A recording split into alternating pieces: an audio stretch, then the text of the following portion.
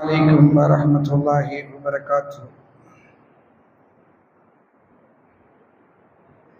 الحمد لله الذي وحده، الصلاة والسلام على رسول الله وعلى آله وصحبه أجمعين ومن تبعهم بإحسان إلى يوم الدين. أما بعد، فإن أصدق الحديث كتاب الله، أحسن الهدي هدي محمد صلى الله عليه وسلم.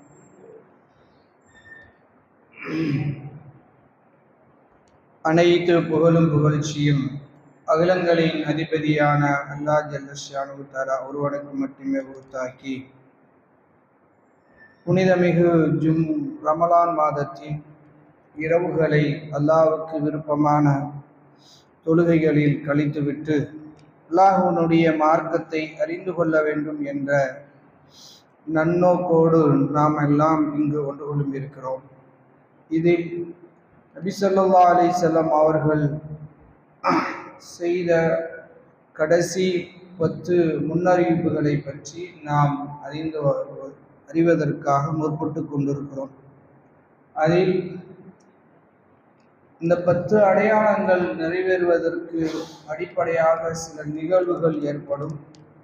அது மிகப்பெரிய போர்களாக, யுத்தங்களாக இருக்கும் என்பதை நாம் அறிந்திருக்கிறோம். அதில் இந்த யுத்தத்திற்கு தலைமை தாங்க போகிறவர் யார் என்பதில் நிறைய பிரச்சனைகளை முஸ்லிம் உலகம் சந்தித்து கொண்டிருக்கிறது. அதில் குறிப்பாக இந்த அரபு உலகத்தில் குறிப்பிடத்தக்க தலைவர்கள் யாருமே இல்லாத காரணத்தினாலும், ஆட்சியாளர்களால் பல்வேறு குழப்பங்கள் ஏற்பட்டு கொண்டிருப்பதனாலும், இந்த இடத்துக்கு யார் வர இருக்கிறார் என்பதை ஒரு விஷயமாக முஸ்லிம்கள் பார்க்கிறார்கள். இன்னொரு பக்கம் மஹ்தி சம்பந்தமாக நிறைய தகவல்கள் பரப்பப்பட்டு கொண்டே இருக்கிறது. சோசியல் மீடியாவை மஹ்தி என்று நீங்கள் அடித்தால் பல வீடியோக்கள் அவரவர்களுக்கு தெரிந்த எல்லா செய்திகளையும் கொட்டி தீர்த்திருக்கிறார்கள். இதுல மஹ்தியை பற்றி நமக்கு 3 நம்பிக்கைகளை இமாம்கள் தொகுத்து கொடுக்கிறார்கள். ஒன்று, மஹ்தி வருவார் என்பதை எதிர்பார்த்து காத்து கொண்டிருக்கிற ஷியாக்கள். இன்னொருத்தர் குறிப்பு, இந்த மஹ்தியெல்லாம் ஒன்றும் கிடையாதுங்க, மஹ்தியாவது அப்படிலாம் ஒன்றுமே ரசூலா சொல்லலை, அதுக்கு மார்க்கத்துக்கு சம்பந்தமே இல்லை என்று ஒட்டுமொத்தமாக மறுக்கிற இன்னொரு குறிப்பு. மூணாவது ஒரு பொறுப்பு, மஹ்தி வருவார் என்று குர்ஆன் ஹதீஸ்களில் சொல்லப்பட்டதை நம்பி அதை அப்படியே ஏற்றுக்கொண்டிருக்கிற 3வது தரப்பினர். இதுல முதல் தரப்பினர்கள் சொல்லக்கூடிய நம்ம ஷியாக்கள் நம்பிக்கையை நேற்று பார்த்தோம். அவர்கள் மஹ்தி என்பவரை இன்னும் உயிரோடு இருக்கிறார், பூமியில் அவர் மறைந்திருக்கிறார், அவர் வெளிப்படுவார் என்று காத்து கொண்டிருக்கிறார்கள். அதுக்காக வேண்டி ஈராக்கில் சமுரா என்ற ஒரு மலை குகையில் அனுதினமும் அவர்கள் வழிபட்டு அவரை வரவழைப்பதற்காக முயற்சியில் இருக்கிறார்கள். கியாமத்து நாள் வரைக்கும் முயன்று கொண்டே இருக்க வேண்டிதான். ஒன்று. இன்னொரு தரப்பார் சொல்றாங்கல்ல, மஹ்தி என்பவரை ஒன்றும் கிடையாது, அப்படிலாம் ஒரு முக்கியத்துவம் இல்லைன்னு. ஆனால் அஹ்லு சுன்னா உலமாக்கள் அதுக்கு தெளிவான மறுப்பு கொடுத்திருக்கிறார்கள். என்ன என்றால், ஏன் இதை இவங்க மறுத்தாங்க அப்படின்னா, இந்த மஹ்தி என்ற ஒரு வாசல் இருக்க போய்த்தான ஆளாளுக்கு இட்டுக்கட்டி நூற்றுக்கணக்கான மஹ்திகள் இதுவரைக்கும் தோன்றிவிட்டார்கள். கொஞ்ச நெஞ்ச மஹ்தி இல்லை. இனியும் சொல்ல போனால் ஹதீஸ்ல சொல்லப்பட்ட சில அடையாளங்கள் அப்படியே பொருந்தி போகிற சில மஹ்திகளும் வந்துவிட்டார்கள். ஃபாத்திமியாக்களுடைய ஆட்சி காலத்துல ஹசன் ரலியல்லாஹு அன்ஹுடைய பரம்பரையில அதே ரசூலா என்னென்ன அடையாளங்களை சொன்னாங்களோ அத்தனை அடையாளங்கள்லையும் திடீர்னு ஒருத்தர் வந்து இவர் தான் மகதிட்டாங்க. மக்கள் எல்லாம் அவர் பின்னால் திரண்டு ஒரு பெரிய குழப்பங்கள் ஏற்பட்டு நிறைய ரத்த ஆறுகள் ஓடியதுதான் மிச்சம்.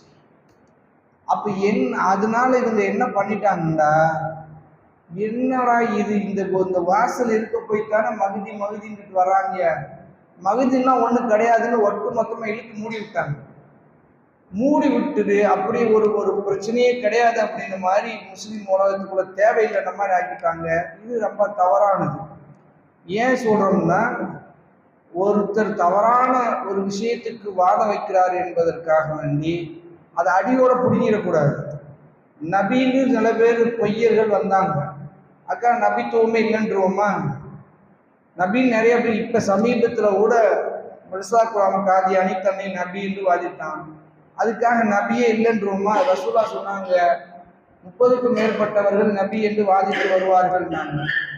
இவங்க எல்லாரும் நபின்னு சொல்றதுனால இவங்கெல்லாம் நம்ம நம்புறதுக்கு பதிலாக நபின்னு ஒண்ணு கிடையாது அப்படி இழுத்து மூடிட முடியாது. ஏன் நபிக்கு போனோம்? உன்னையும் உச்சபட்சமா போய் தன்னை கடவுள்னு வாதம் பண்ணிட்டு இருக்கவங்க பூமியில இருந்திருக்கான். நான் தான் வந்து ஃபிரௌன்ல இருந்து இப்ப குட்டி குட்டி கடவுள்கள் நிறைய, நம்ம பிரதமர் கூட இப்ப அந்த லிஸ்ட்ல வந்துருவாரு போல. ஏன்னா அவர் அப்படிதான் சொல்லிட்டு இருக்காரு, நான் பயாலஜிக்கா பிறக்கவில்லை, மாறாக நான் வேற மாதிரி பிறந்தேன்றாரு.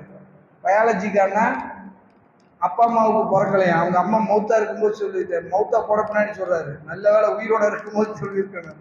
அந்த அம்மா சொல்லிட்டு கஷ்டப்பட்டு பெற்று உன்னை வளர்த்ததுக்கு நல்லா நன்றிடா அப்படின்னு இருக்கும். ஆனா அதை சொல்றாரு, நான் பயாலஜிக்கலாக வந்தேன் அப்படின்ற மாதிரி இவர் சொல்றாரு. கடவுளை காப்பாத்துறதுக்கு இன்னொருத்தர் வேணும். ஒரு நாளைக்கு 10 கோடி ரூபாய் செலவழிச்சிட்டு இருக்கு இந்த இவரை காப்பாற்ற. இப்படி தன்னை கடவுள் என்று சொல்ல வருபவர்கள் நிறைய இருக்கிறதுனால அல்லாவே இல்லைன்னு மறுக்க முடியுமா? அதனால அப்படிலாம் மறுத்துற முடியாது. இதெல்லாம் வாதமா வச்சு மஹ்தி என்பவர் இருக்கிறார். சரி, இந்த மஹ்தி என்பவருக்கும் இஸ்லாத்திற்கும் என்ன முக்கியத்துவம் அப்படின்னா, நபி ஸல்லல்லாஹு அலைஹி வஸல்லம் அவர்கள் ஒரு முன்னறிவிப்பு செய்கிறாங்க. என்ன என்றால், இந்த பூமியே முழுவதுமாக அநீதத்தாலும் அக்கிரமங்களாலும் நிரம்பி வழிகிற நேரத்துல தான் இவர் வருவார். இவரை அல்லாஹ் கொண்டு வர போகிறான். எந்த பகுதியில்? அது ரொம்ப முக்கியமானது. இப்ப எல்லா பகுதி, எந்த உலகத்தில் இருக்கக்கூடிய ஏனைய பகுதிகளிலுமா அல்லது அரபு தேசத்திலா என்றால், அரபு தேசத்துல தான், குறிப்பாக ஹிஜாஸ்ல தான் இவர் வரப்போகிறார். ஹிஜாஸ் என்பது மக்கா மதினா உட்பட்ட இடம். இப்ப ரசூல்லா ஒரு முன்னறிவிப்பு கோடுவேடு கொடுக்குறாங்க. இந்த பகுதியில் அநீதங்கள் ஜௌரன் வகுல்மன், அக்கிரமங்களும் அநீதிகளும் நிரம்பி இருக்கும்ன்றாங்க. கொஞ்சமா இருக்காதான். எப்படி இருக்கும்? மில்லான் முழுமையா நிரம்பி இருக்கும்ன்றாங்க. எந்த பகுதி? ஹிஜாஸ் பகுதியே அல்லது அரபு தேசமே அநீதங்களாலும் அக்கிரமங்களாலும் மூழ்கி இருக்கும். அந்த நேரத்துல தான் இவர் ரசூல் அப்படிதான் சொல்றாங்க. அவர் வந்து நீதியை நிலைநாட்டுவார். எந்த அளவுக்கு என்றால், எப்படி உலகத்தில் அநீதிகள் அக்கிரமங்களும் தலைவிரித்து ஆடுகிறதோ அதே அளவுக்கு இவர் நீதியை கொண்டு வந்து நிலைநாட்டுவார் என்று சொல்றாங்க ரசூல் ஸல்லல்லாஹு அலைஹி வஸல்லம். முக்கியமான முன்னறிவிப்பு. சரி, இவரை பத்தி குர்ஆன்ல எங்கேயாவது தகவல் சொல்லப்பட்டிருக்கான்னா, குர்ஆன்ல எங்கேயுமே இவரை பத்தி சொல்லப்படலை. சரி, அதுக்கடுத்து புகாரி முஸ்லிம்ல இவரை பற்றி சொல்லப்பட்டிருக்கா நேரடியானா? ஒரு ஹதீஸ் கூட இல்லைன்றாங்க. ஒரே ஒரு ஹதீஸ் முஸ்லிம்ல வரக்கூடிய செய்தி. அந்த ஹதீஸு அல்லது புகாரிலேயே அந்த செய்தி வருகிறது. ஆனா அந்த செய்திகளில நேரடியாக இவரை பற்றியான தகவல் இல்லை. மாறாக ரசூல்லா மறைமுகமாக ஒரு தகவலை சொல்றாங்க. என்ன சொல்றாங்கன்னா, ஃபயகூலு அமீரஹும், அவர்களுடைய அமீர் சொல்லுவார், தஆலவ் சல்லிபினா, ஈசா அலைஹிஸ்ஸலாம் பூமியில இறங்கி வர்ற நேரத்துல, கைஃப அன்தும் இதா நஸல இப்னு மரியம், இப்னு மரியம் உங்களிடத்துல இறங்கி வருகிறத நீங்க எப்படியெல்லாம் எடுத்துக்கிற போறீங்க அப்படின்னு சொல்லிட்டு, இமாமுக்கும் இருக்கும், உங்கள ஒரு இமாம் இருக்கிற போது ஈசா இப்னு மரியம் பூமியில் இறங்கி வருவார். இந்த இமாம் யார் அப்படின்னு சொல்லுகிற போதுதான் இவர் தான் மஹ்திங்கிறாங்க. மஹ்தின்னு இவரைத்தான் சொல்றாங்க. மஹ்தின்னா என்ன அர்த்தம்? அரபி தெரிஞ்சதுதான் எல்லாருக்கும். மஹ்தின்னு என்ன அர்த்தம்? நேர் வழி காட்டுபவர். ஹிதாயத்துன்னு சொல்றோம்ல, ஹிதாயத்துன்னு சொல்றதுல அதுல இருந்தா வந்தது மஹ்தி. மஹ்தினா நேர் வழி காட்டுபவர். இப்ப ரசூலை மஹ்தின்னு சொல்லல, மாறாக இப்ப என்ன சொல்றாங்க இங்க, கைஃப அன்தும் இதா நஸல இப்னு மரியம் ஃபீக்கும் இமாமக்கும் மின்கும், உங்களையே ஒரு இமாம் இருக்கிற போது மரியமுடைய மகன் ஈசா இறங்கி வந்ததை எப்படி இருக்கும் என்று சொல்றாங்க. அந்த நேரத்துல அந்த அந்த மனிதர் அந்த இமாம் சொல்லுவாராம், இது முஸ்லிம்ல வரக்கூடிய செய்தி, ஃபயகூலு அமீருஹும், இந்த இடத்துல அமீர்ன்றே ரசூலா சொல்லிட்டாங்க. ஏன்னா ஆட்சி இல்லைன்னு இவங்க மறுத்துடக்கூடாதுல்ல. இப்ப இமாம்ட தொழுகு வைக்கிற இமாம்ட மாதிரி நம்மள மாதிரி ஒதுக்கி விட்டுறாங்கல்ல, அப்படி இல்லை. முஸ்லிம்ல தெளிவா வருது, அவர் அமீராக இருப்பார். அமீர்னால் கட்டளையிடுபவராக இருப்பார். ஒரு ரைஸ் வேற அமீர் வேற, சரிங்களா? ரைஸ்னா தலைவர்கள். இந்த இடத்துல ரசூல்ல தெளிவான வார்த்தையை போட்டாங்க, அமீர். அமீர்னா ஆர்டர் போடுறவர். அதுக்காக நம்ம தப்லீக் ஜமாத்துல இருக்கிற அமீர் ஷாப்புகள் இல்லை, அந்த அமீர் ஷாப்பு நிறைய இருக்காங்க, அந்த அமீர் ஷாப் இல்லை. இந்த அமீர் யாரு? ஒரு பெரிய ஆட்சி நிர்வாகத்துக்கு உட்பட்டவர். இவர் சொல்லுவாரு, தாலவ், ஈசா நபியை கூப்பிடாரு, வாங்க சல்லி பினா, எங்களுக்கு தொழுக வைங்க அப்படின்னு சொல்லுவாராம். அப்போ ஃபயகூலு, ஈசா நபி சொல்லுவார்கள், இன் லா, நான் மாட்டேன், லா இல், நான் மாட்டேன் அப்படின்னு சொல்லிட்டு, இன்ன பஅலக்கும் அலா பஅலி உமரா, உங்கள சிலர் தான் உங்களுக்கு தலைவர்கள். இது ஏன் அப்படின்னா, தக்ரிமத்துல்லாஹி ஹாதிஹில் உம்மா, இந்த உம்மத்துக்கு அல்லாஹ் கொடுத்த கண்ணியம் என்று, இந்த உம்மத்தினுடைய கண்ணியத்திற்காக ஈசா நபி தொழுகைக்கு முன் வருவதற்கு மாறுவார்கள், பின்னாடி தொழு வைப்பாங்க. அது அந்த இடத்துல மட்டும் ஃபர்ஸ்ட் நடக்கிற செய்தி. இந்த ஹதீஸுக்கு தான் நிறைய இமாம்கள், அதுல அலி இப்னு காரி ரஹ்மத்துல்லாஹி அலைஹி போன்ற இமாம்கள் எல்லாம் என்ன சொன்னாங்கன்னா, இது மஹ்தியை தான் குறிக்கிறது இந்த செய்தி. இந்த அமீர் யார் என்றால், யார் தான் இந்த இமாம், இந்த அமீர், இவர் யாரு? இவர் மஹ்தி அப்படின்னு ரசூல் எல்லோரும் சொல்லுகிறார்கள். இதைத்தான் ரசூல் ஸல்லல்லாஹு அலைஹி வஸல்லம் சொல்றாங்க. சரி, இவர் ஈசா நபி இறங்குற போதுன்னா, ஈசா நபி இறங்குற போது ஏற்பட போகிற அமளி துமளிகளை சொல்லி தெரிய வேண்டியதில்லை. மிகப்பெரிய அமளி துமளி ஏற்படும். எப்ப? ஒட்டுமொத்த மத்திய கிழக்கும் அல்லலோலப்படும். நம்ம நினைக்கிற மாதிரி இன்னைக்கு பார்த்துட்டு இருக்கிறோம்ல கசாவுல, அதெல்லாம் ஒரு, அது பேர் என்ன சொல்லுவாங்க, ட்ரெய்லர் தான். எக்ஸாம்பிள் கூட சொல்ல முடியாது, ட்ரெய்லர், ஒரு முன்மாதிரி, ஒரு லைட்டா அப்படி ஒரு இதை காட்டுறான். ட்ரெய்லர்னு கூட சொல்ல முடியாது, அது சிலேடா அல்ல அப்படி காட்டுறான். ஏன்னா இதுக்கு பின்னால நடைபெற போகிற இந்த யுத்தங்கள் மிக கொடூரமாகத்தான் இருக்கும். அப்பதான் இவரை நம்ம அந்த அரபுகள் தேடுவாங்க. ஏன்னா இன்னைக்கு நிலைமைக்கு இந்த மஹ்தியை வந்தால் தடுப்பதற்கு முஸ்லிம் அல்லாதவர்களை விட்டுருங்க, ஆட்சியாளர்களை, முஸ்லிம் ஆட்சியாளர்களை தயாராக இல்லை. தயாரா இருக்கிறாங்களா? இல்லை. ஒரு அரசியல் நடந்துச்சு போன ஹஜ்ஜில், உங்களுக்கு எல்லாம் தெரிஞ்சிருக்கும்.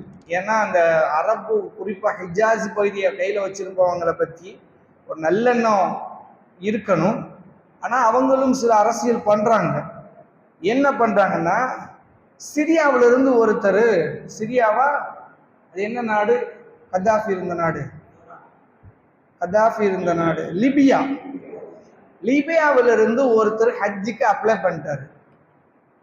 அவர் பேர்ல என்ன ஆகி போச்சுன்னா, பின்னாடி மஹ்தின்னு சேர்ந்துருச்சா. இவரை ஏர்போர்ட்ல வச்ச, எங்க சவுதி ஏர்போர்ட் இல்ல, அங்க உள்ள ஏர்போர்ட்ல வச்சு தடுத்துட்டாங்க. ஏன்னா இவர் மஹ்தின்றாரு, இவர் ஹஜ்ஜுக்கு வர்றாரு, இவர் யாராவது பிடிச்சி மஹ்தின்னு இவர் பின்னால போய் குழப்பம் ஏற்பட்ட கூடாதுன்ற ஒரு பிரச்சனை. இன்னொன்னு அரசியல் என்னன்னா, ஒருவேளை இருந்தாலும் தடுக்கப்படும் அப்படின்னு தடுத்தார்கள். அவருடைய யக்கீன் என்னமோ, நான் ஹஜ்ஜுக்கு அப்ளை பண்ணிட்டு எல்லாம் முடிச்சுட்டேன், ஹஜ்ஜுக்கு வந்தே தீர்வுட்டாரு. அதே மாதிரி ஃப்ளைட்டு, பறந்த ஃப்ளைட்டு நிறைய நீங்க கேள்விப்பட்டிருப்பீங்க. போச்சு வந்துச்சு, அப்புறம் இவர் ஏறின பின்னாடி தான் அது ஸ்டார்ட் ஆச்சு. இந்த மாதிரிலாம் ஒரு அரசியலை கிளப்பி விட்டாங்க. அப்புறம் வந்துட்டாரு. வந்தா அவருக்கு தனி கவனம் செலுத்தினாங்க. ஆனா என்ன நிலைமை தெரியுமா? அவர் திரும்பி லிபியாவுக்கு போகல. இன்னா லில்லாஹி வ இன்னா இலைஹி ராஜிஊன். அவர் அங்கேயே கொல்லப்பட்டாரோ அல்லது அல்லாஹ் அவரை அழைத்து கொண்டானோ, அல்லாஹ்வுல் ஆலம். ஆனால் அங்கேயே அவர் ஃபினிஷ் பண்ணிட்டாங்க. மஹ்தீன்னு நீங்க மக்காவுக்குள்ள பேர் வச்சு நுழைஞ்சாலே ஃபினிஷ் செய்யப்படுவீர்கள் என்பதற்கான அடையாளங்கள் இது. ஏன் இதெல்லாம் செய்யறாங்கன்னா, 1970 ஒருத்தர் தன்னை மஹ்தின்னு சொல்லி ஹரமுக்குள்ள 19 நாள் தொழுகையை நடக்க விடாம வைக்கிட்டாரு. நான் தான் மஹ்தி, உலகமே சேர்ந்து எனக்கு பையத்து பண்ணுங்க அப்படின்னு சொல்லி அவர் பெரிய படையை கொண்டு போய் உள்ள நிப்பாட்டிக்கிட்டு, ஒருவேளை இவர் மஹ்தியா இருந்துட்டா அப்படின்னு எல்லா இமாமும் அமைதி காத்துட்டாங்க, ஆட்சியாளர்களும் அமைதி காத்துட்டாங்க. ஏன்னா போர்ஸ் இறக்கிடக்கூடாது சென்னையில. 1-2 நாள் அல்ல, சும்மா 19 நாள். எதுக்குள்ள நடக்கல தொழுக, ஹரம்குள்ளே நடக்கல. இப்ப என்ன ஆச்சுன்னா, அவர்கிட்டயே போய் அன்னைக்கு இருந்த பின்பாஸ் ரஹ்மவுல்லா, உசைமீன் ரஹ்மவுல்லா போன்ற பெரும் முஃப்திகள் போய் அவர்கிட்ட பேச்சுவார்த்தை நடத்தி கடைசியில் அவர் பார்த்தா அவருக்கு பூஸ்ட் தான் கொடுத்துருக்காங்க. அவர் அப்படி தன்னை நம்பல. ஆனா பின்னாடி இருக்கிறவங்க எல்லாரும் சேர்ந்து அவரை நம்ப வச்சிருக்காங்க. நீ தான் மஹ்தி, நீ தான் மஹ்தின்னு. அவர்கிட்ட கேள்வி எல்லாம் கேட்டா அப்பாவியா இருக்காது. கடைசியில அவரை கூட்டு போய் அந்த கைது பண்ணி எல்லாத்தையும் வெளியில கொண்டு போய், அப்பதான் அமெரிக்கா படையே உள்ள வருது. புரிஞ்சுக்கிறணும் இந்த பிரச்சனையை எங்க ஆரம்பிக்குது என்பதை. அந்த இந்த போர்ட்ஸுகள்லாம் பிரச்சனையை கிளப்பி இவங்க கொண்டு உள்ள வராங்க. ஏன்னா இது காபாவை ப்ரொடெக்ட் பண்ணணும் அப்படின்ற மாதிரி. ஆனா அதுக்குள்ள என்ன நடக்க போதோ அது அல்லாஹ்வுல் ஆலம். ஆனால் இந்த பிரச்சனை காபாவில் நடந்தது. இப்ப வரைக்கும் காபாவை நிர்வாகம் செய்கிறவர்கள் கண்குத்தி பாம்பாக இருக்கிறார்கள். யாரும் இப்படி வந்துவிடக் கூடாது என்பதில்லை. சரிங்களா? இப்ப இவர் வந்தா என்ன நடக்கும் அப்படி என்பதை உங்களுக்கு சிம்பாலிஸ். இதுக்கு மேல நம்ம அரசியல் பேச முடியாது. ஏன் சொல்றோம்னா, இந்த இன்னைக்கு இருக்கக்கூடிய ஆட்சியாளர்கள், குறிப்பா சவுதி அல்லது ஹிஜாஸ் பகுதியை கையில வச்சிருப்பவர்கள், நம்ம அப்படி எடுத்துக்கிறோம். ஏன்னா சவுதி என்பது ஒரு மனிதருடைய பேர். ஒரு புனித ஸ்தலம் இருக்கிற 2 நகரங்களுக்கு அந்த நாட்டுக்கு பேரை எப்படி வச்சிருக்கிறாங்க? சவுதி என்பது என்ன? ஒரு மனிதருடைய பெயர். அவர் பேரால ஒரு நாட்டையே உருவாக்கி வச்சிருக்காங்க. சரிங்களா? இவர் நல்லவரா கெட்டவரா, இவர் இமாம் முஹம்மது பின் அப்துல் வஹாபுக்கும் இவருக்கும் உடன்படிக்கை என்ன, 2ஆம் அப்துல் அஜீஸ் என்ன, இந்த சவுதி யார் என்பதெல்லாம் நீண்ட வரலாறு. நீங்க போய் அதை தேடி படிங்க. ஆனா இமாம்கள் இவர்களை குறித்து நமக்கு ஒரு செய்தியை சொல்றாங்க. ஏன்னா இன்னைக்கு அது கொஞ்சம் கொஞ்சமா தளர்த்தி அவர்கள் எங்கேயோ போயிட்டு இருக்கிறாங்க. அதனால இவங்க என்ன சொல்றாங்கன்னா, ஒன்னு யா அல்லாஹ், நீங்க துவா மட்டும் செய்யுங்க, இவர்களுக்கு எதிராக பிரச்சாரத்தை கையில் எடுக்காதீங்க. ஏன் எடுக்காதீங்கன்னா, நீங்க இவர் அகற்றணும் என்று போய் கிளர்ச்சி ஏற்பட்டு ஒரு புரட்சி வந்து அதன் மூலமா இவர்களை அகற்றினால் ரீப்ளேஸ் யார்? இவர்களுக்கு அடுத்து யாரை கொண்டு வந்து உட்கார வைக்க போறோம் அப்படின்னு இருக்கணும்ல, யாருன்னு தெரியணும்ல. லிபியாவில் அப்படி பிரச்சனை பண்ணாங்க. என்னாச்சு? அந்த நாடு ஒண்ணும் இல்லாம போச்சு. ஈராக்ல பண்ணாங்க, என்னாச்சு? போச்சு. லெபனான்ல பண்ணாங்க, என்னாச்சு? சிரியாவில் பண்ணாங்க, என்னாச்சு? எல்லாம் தரமட்டமாய் கிடக்க.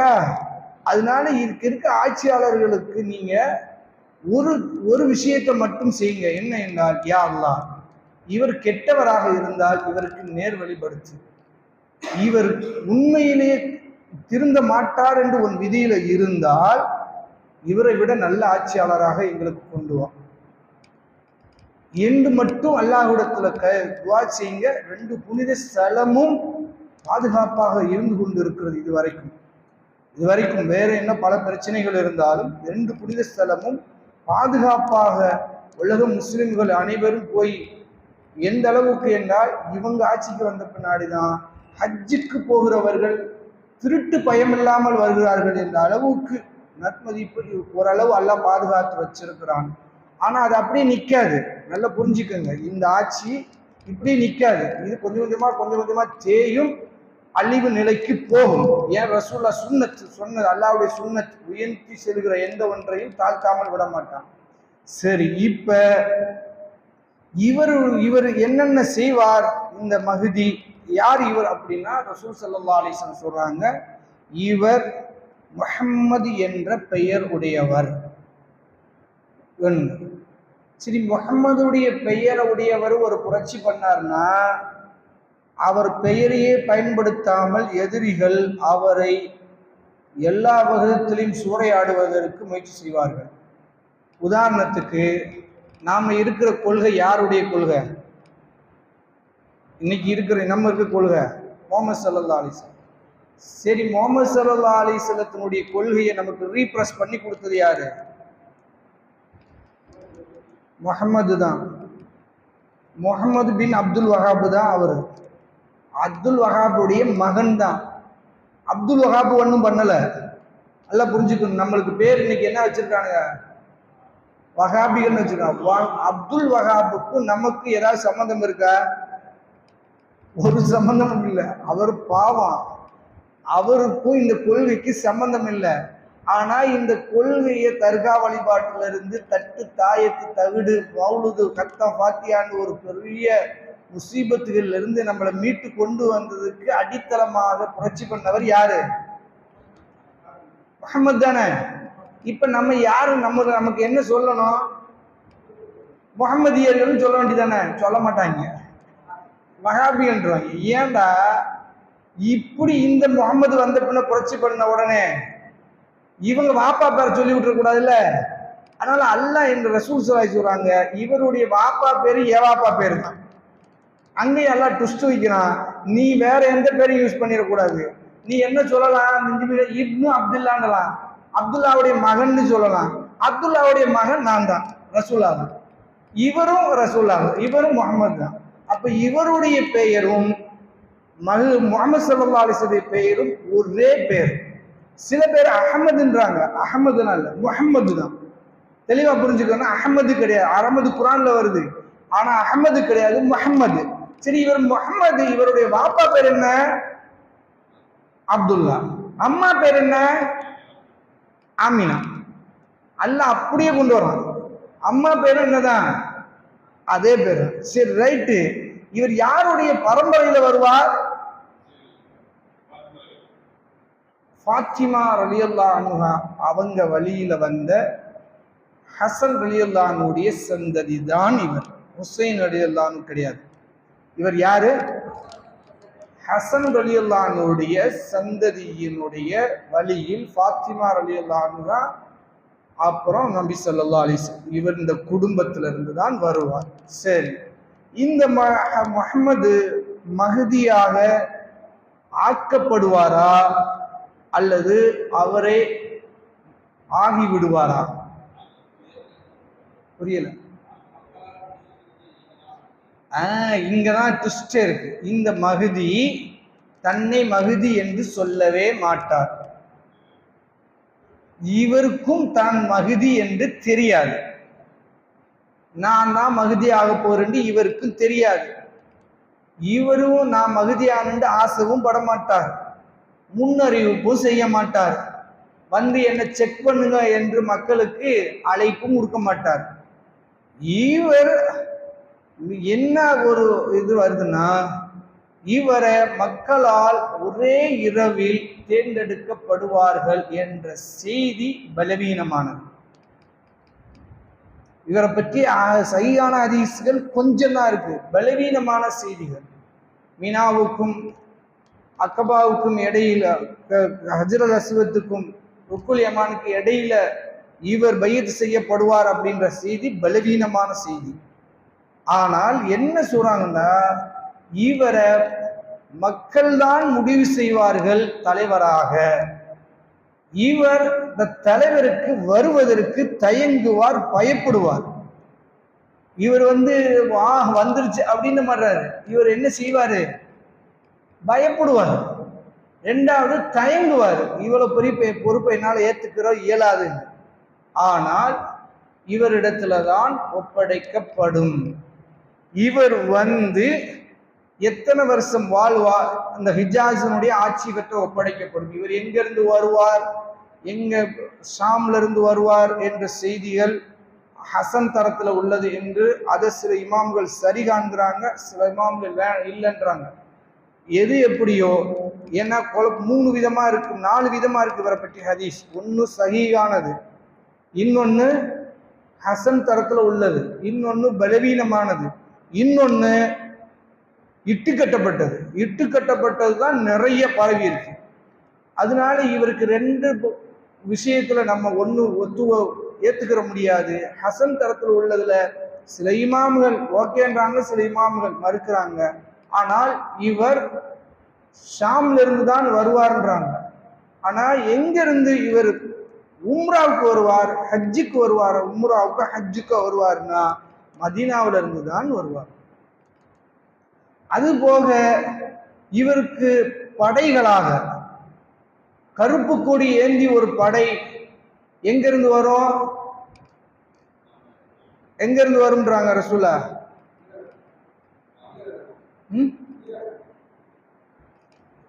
ரசூல் ஸல்லல்லாஹு அலைஹி குராசான் என்ற ஒரு வார்த்தையை பயன்படுத்துறாங்க.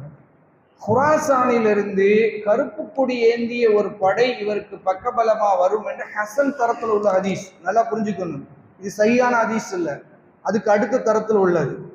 இதை இமாம் அல்பானி ரஹ்மத்துல்லாஹ் போன்றவர்கள் சரி காண்கிறாங்க. குராசான் எது அப்படின்னா மண் பகுதி. ரசூல்லா குறிப்பிட்ட குராசான் ஆப்கானிஸ்தான், பாகிஸ்தான்ல சில பகுதி, ஈரானுடைய ஒரு பார்டர். ஈரானும் ஆப்கானிஸ்தானுக்கு பார்டர் இருக்குல்ல, அந்த பார்டரை ஒட்டி அங்கிருந்து அஹ்லு சுன்னத் வல் ஜமாத் இருக்கிறாங்க. எல்லாம் புரிஞ்சுக்கணும். அங்கதான் அல்லாஹ் எப்படி காப்பாற்றி வச்சிருக்கான் பாருங்க. இந்த ஈரான்ல சுற்றி ஒத்தி இருக்கு, கொஞ்சமா இருக்காங்க, கொஞ்சத்திலும் கொஞ்சமா இருக்கிறாங்க. அவங்களும் எந்த பார்டர்ல தான் இருக்கிறாங்க? இந்த ஆப்கானிஸ்தான் பார்டர்ல தான் இருக்காங்க. இதனாலதான் விட்டு வச்சிருக்கான். ஏன்னா இவங்க இறங்கி அடிச்சிருவாங்க, பெரிய பிரச்சனை ஆயிப்போம்னு அதை விட்டு வச்சிருக்கான். அவங்க இருக்கிறாங்க. இங்க இருக்கக்கூடிய பாகிஸ்தான் முழுவதும் கிடையாது, பாகிஸ்தான்ல ஒரு சின்ன பகுதி, அந்த என்ன பெஷாவர் பகுதியா, பெஷாவர் இல்ல, பெஷாவர் கந்தஹார், பெஷாவர் கந்தஹார் அப்படியே போனீங்கன்னா ஆப்கானிஸ்தான்ல ஃபுல்லா முழுமையா இந்த பார்டர் முழுவதும் சேர்ந்த ஒரு படை கருப்பு கொடி ஏந்தி இமாம் மஹ்தியை பலப்படுத்தும் என்ற செய்தி ஹசனான செய்தி. ஆனால் அதை சில இமாம்கள் சரி காண்றாங்க, சில இமாம்கள் பலவீனம், அது ஹசன் என்று தள்ளிவிட பார்க்குறாங்க. ஆனா வரும் இந்த படை இவருக்கு பக்கபலமாக இருக்கலாம். சரிங்களா? இவர் ஹிஜாஸுக்கு ஆட்சியாளராக வருவார். வந்தால் யாரை எதிர்த்து இவர் போர் செய்வார்? ஃபர்ஸ்ட் அரபுகளை எதிர்த்து தான் பண்ணுவார், அரபு துரோகிகளை எதிர்த்து தான் பண்ணுவார். இன்னைக்கு அரபுகள் ஒட்டுமொத்தமாக வழிகேட்டின் விளிம்பில் போய்கொண்டே இருக்கிறார்கள். எல்லாத்திலையும் போயிட்டு இருக்கிறாங்க. அவர்கள்ட்ட தஅஸ்ஸுப், இன உணர்வு இருக்கா? இருக்கிறது. மொழி வெறி இருக்கா? இருக்கிறது. அதே போல மனிதர்கள் வேற்றுமை, மீண்டும் அந்த அடிமை பாரம்பரியத்தை ஃபாலோ பண்ணுகிற, நம்ம நாட்டிலேயாவது வேலை தான், அது ஜாதி பாகுபாடு. அங்கு என்ன இருக்கிறது? ரசூல்லா அழிச்சு விட்டு போன அடிமை தளத்தை மீண்டும் திருப்பி அவர்கள் இடத்துல கொண்டு வர பார்க்கிறார்கள். பெண்களை சுத்தமாக எல்லா வகையிலும் வழிகெடுப்பதற்கான வேலையை முடிச்சிட்டார்கள். பாவங்கள் கொஞ்சம் கொஞ்சமா அவங்கள மிகச்சிக்கிட்டே வருது. அது உலமாக்கள் இழுத்து புடிச்சு ஓட்டிக்கிட்டு இருக்காங்க. உலமாக்கள் மட்டும் இல்லைன்னா அதுவும் குறிப்பாக இந்த சவுதியில் இருக்கக்கூடிய இந்த ஒப்பந்தம் ரொம்ப முக்கியமான ஒரு ஒப்பந்தம் போட்டாங்க. சவுதும் அப்துல் பின் வஹாபும் முகமது பின் அப்துல் வஹாப் என்ன ஒப்பந்தம் போட்டாங்க? நீதித்துறையில நீங்க வரக்கூடாது, நிர்வாகத்துறைக்கு நாங்க வரமாட்டோம். அந்த நீதித்துறைய உலமாக்கள் கையில வச்சிட்டு இருக்கிறவன் தான் ஓரளவு அந்த நாடு தாக்கு பிடிச்சி நிக்குது. இல்லைன்னு வைங்க, பெரிய பிரச்சனைகளை சந்திச்சிருக்கும் இந்நேரம். அது மட்டும் இல்லை, அது பக்கத்தில் இருக்கக்கூடிய நாடுகள்லாம் செதஞ்சு போய் கிடக்குது. ஐமாரத்தெல்லாம் சொல்லவே தேவையில்லை. அது இந்தியாவோட மோசம்ன்றாங்க. உண்மையா போய் அல்லாஹ் நான் பார்க்கல, நான் போனது இல்லை, வந்தது இல்லை. ஆனா என்ன இது இந்தியாவோட மோசமா போயிடுச்சுன்றாங்க. அந்த அளவுக்கு அங்கு எல்லாம் கொடி கட்டி பறக்குது. கோயிலுக்கு திரும்ப அனுமதி கொடுத்துட்டான் பாவிப்பேன். எதுக்கு? நம்மால கூட்டு போய் அங்க வச்சு திறந்தே வச்சுட்டு வந்துட்டான். இப்ப அடுத்து பஹ்ரைன் போயிட்டு இருக்கு போல. அடுத்து ஒமான். ஒமான்ல எல்லாம் என்ன கொள்கையில இருக்காங்கன்னு நீங்க படிச்சீங்கன்னா பயப்படுவீங்க. ஹவாரிஜிகளுடைய ஒதுங்கிய இடமே ஒமான் தான். அப்படி ஈராக்கு சொல்லவே தேவையில்லை. எகிப்து ஹஜ்ஜி பெருநாளை விட ஈது பெருநாளை விட ஒவ்வொரு தர்காக்களுடைய பெருநாள் தான் அங்க கொடி கட்டி பறக்குது. நம்ம நினைச்சிட்டு இருக்கோம் அங்க எகிப்து ஒரு பெரிய பக்கா தர்கா வணங்கி போறவங்க உட்காந்துருக்காங்க. இப்படி நீங்க போனீங்கன்னா அப்படியே போயிட்டே இருக்கு. இவங்களை பூரா வென்று எடுத்தால்தான் நீங்க யாரை யாரை ஏத்து போராட முடியும்? யூதர்களை எதிர்த்து யுத்தத்துக்கு நீங்க போகவே முடியும். அதனாலதான் தெளிவா நம்பிக்கிட்டு இருக்கிறான்.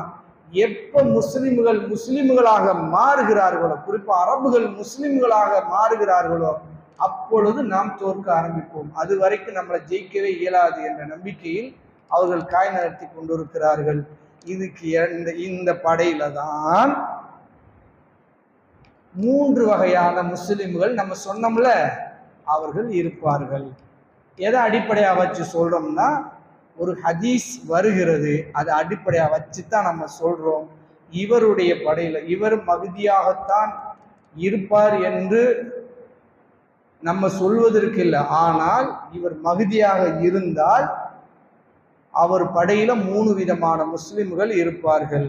அந்த 3 வகையான முஸ்லிம்கள் எப்படிப்பட்டவர்களாக இருப்பார்கள் என்று ரசூல் ஸல்லல்லாஹு அலைஹி வஸல்லம் சொல்லிட்டு ஒரு கின்ஸ் கொடுக்குறாங்க. அதை வச்சுதான் ஒருவேளை இவர் மஹ்தியா இருக்கலாம் என்று நம்ம ஒரு முடிவு எடுக்கிறோம். அல்லாஹ்வே மிக அறிந்தவன். சுப்ஹானக அல்லாஹும்ம பிஹம்திக அஷ்ஹது அல்லா இலாஹா இல்லா அன்த